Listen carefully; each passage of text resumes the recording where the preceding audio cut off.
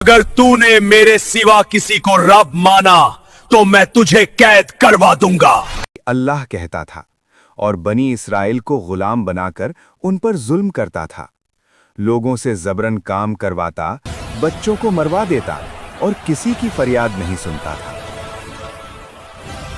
अल्लाह ने अपनी रहमत से हजरत मूसा अलैहिस्सलाम को नबी बनाकर भेजा।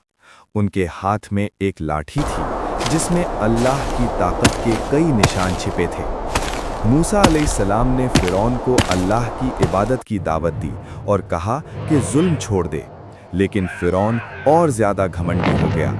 उसने मूसा अलैहिस्सलाम को जादूगर कहा और उनकी बात मानने से इनकार कर दिया। जब जुल्म हद से बढ़ गया तो अल्लाह के हुक्म से मूसा अलैहिस्सलाम रात के अंधेरे में बनी इसराइल को लेकर मिस्र से निकल पड़े।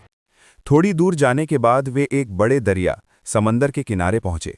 सामने पानी था। लोग घबरा गए और कहने लगे, ए मूसा, अब तो हम पकड़े गए। मूसा अलैहिस्सलाम ने पूरे यकीन के साथ कहा, नहीं, मेरा रब मेरे साथ है, वही रास्ता दिखाएगा। उसी पल अल्लाह का हुक्म हुआ। मूसा अलैहिस्सलाम ने अपनी लाठी दरिया पर मारी। देखते ही देखते दरिया दो हिस्सों में बंट गया।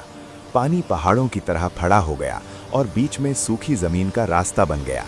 मूसा अलैहिस्सलाम और बनी इसराइल उस रास्ते से सुरक्षित निकल गए। फिरौन ने ये मोजिज़ा देखा, फिर भी उसका घमंड नहीं टूटा। वो अपनी सेना के साथ उसी रास्ते से दरिया में घुस गया। जैसे ही वो बीच में पहुंचा, अल्लाह के हुक्म से पानी वापस मिल गया। फिरौन और उसकी पूरी सेना डूब गई। मरते वक्त फिरौन ने ईमान लाने की कोशिश की, लेकिन बहुत देर हो चुकी थी।